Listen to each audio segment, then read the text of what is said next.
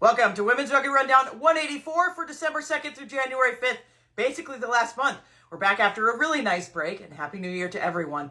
The Black Ferns claimed the Cape Town Sevens, leading the HSBC 7 standings, with USA, France, and Australia rounding out the top four. Next up, Sevens will head to Perth on January 24th and 26th, and we now know the schedule for the HSBC World Rugby Sevens Challenger 2025. In 15s, Edinburgh sits on top of the Celtic Challenge after 3 rounds, while the Netherlands edged Brazil with a last-minute converted try. The Latin Cup featuring Spain and Italy has been saved, and Asia will revive the Asia Championship and Division 1 with Japan, Hong Kong, UAE, and others returning to action. Tanzania also unveiled their first ever women's 15s kit, another milestone for our growing game. And of course, we'll round up all of the global premier and club competitions worldwide. I'm Wendy, here to bring you the latest in women's rugby. This is your Women's Rugby Rundown, and we're about to kick off.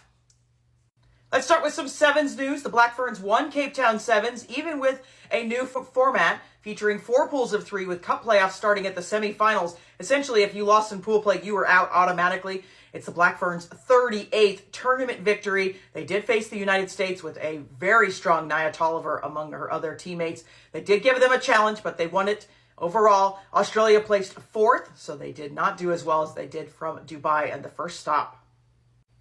So after 2 stops, New Zealand leads, obviously. Australia holds on to 2nd, France in 3rd, United States in 4th. Great Britain, a little bit of a surprise there, but with a new coach on staff, seem to be doing well. And Japan rounding out the top 6. Of course, the most important matches to come as we look towards that 8th and 9th place, where we'll talk about promotion and relegation to the Challenger Series. The schedule has been confirmed for the HSBC World Rugby Sevens Challenger for 2025. Looks like it's less stops than last year. There are some cost-cutting measures. 2 consecutive rounds at the same venue, and the promotion relegation tournament will now be in Los Angeles after Madrid's withdrawal as host.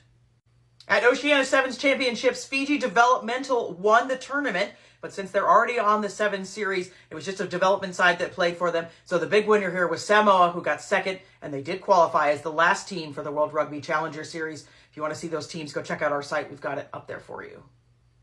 Let's switch over to 15s news. After 3 rounds of the Celtic Challenge, Edinburgh leads unbeaten with the Wolfhounds in 2nd, Clovers in 3rd, Wallace Lightning in 4th, Brighton 5th, and Glasgow in 6th.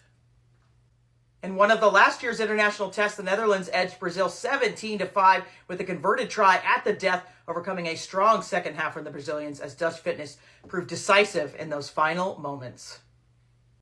More fallout from the Wales Rugby Union as Nigel Walker has stepped down as his role as Executive Director of Rugby. This comes after he saw a lot of pressure to leave his post for the part he played in the botched contract negotiations with the team, which escalated over the summer. However, there are still more heads at Wales that probably need to go, and lots of folks are calling for it on social media. We had previously reported the Latin Cup, a unique competition between Spain and Italy, had been canceled. But after discussions with World Rugby and the unions, it appears that has been saved and will now kick off in February instead of November. Curtis Bradford has been appointed Germany's first full-time women's rugby sevens head coach, with new funding supporting his focus on sustainable player development, increased training, and boosting both sevens and 15s through shared pathways.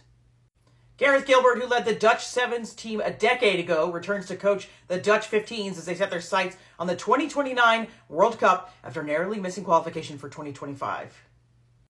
Italy has announced a coaching change ahead of the Women's Six Nations and, of course, the 2025 Rugby World Cup. Fabio Razzelli has stepped in and will take over the post.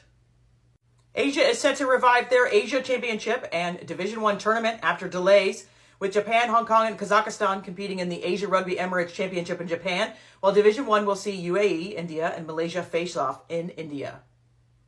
Tanzania shared their historic first ever rugby kit for the women's 15s team. Now we'll take a look at Premier and Club news. And the PWR Harlequins hold on to the top spot after 12 rounds, and wins also coming from Leicester, Gloucester, Cartperry, and Loughborough. The top 4 is coming into shape.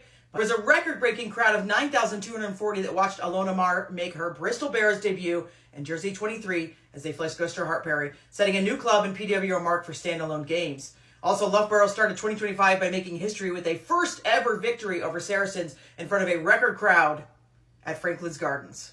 In Ireland's Edinburgh AIL, Railway Union stays unbeaten at the top. UL Bohemian is 2nd, with their only loss to the leaders. Blackrock holds 3rd, and Belvedere rounds out the top 4.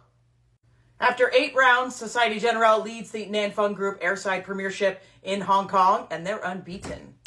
The Welsh Premiership is in a sad state of affairs, sort of like the organization, in that we are seeing more postponements than matches at this point, although Buryport leads with 3 wins and 2 losses. Over in Canada, after 4 rounds, the Vancouver Thunderbirds continue to lead, with West Shore in second, Burnaby Lake in third, and Castaway in fourth. In Spain's Iberdrola League, El Salvador tops it, with Mahajahonda in second, Sevilla in third, and Cisneros in fourth. After 6 rounds of the Series A Elite, Colorno leads unbeaten, with Valsugna in second, Villorba in third, and Milano in fourth. After 9 rounds of France's Elite 1, Bordeaux remains unbeaten at the top, with Romana in second, Toulouse in third, and Blagnac sitting fourth. The Uganda Women's League kicks off January 11th this weekend with the same 7 teams from last season in a home and away round-robin format. One team has a bye, and the league winner decided by points. Relegation still to be determined. We've also updated the standings for our USA Club Women's Rugby in D1, D2, and D3. Check out our site for the latest info on that league. That does it for us this week. Of course, there's always more news on our site at yscrugby.com. Never miss an episode of Women's Rugby Rundown by subscribing to us on Patreon, YouTube, Spotify, or any of your favorite social media platforms.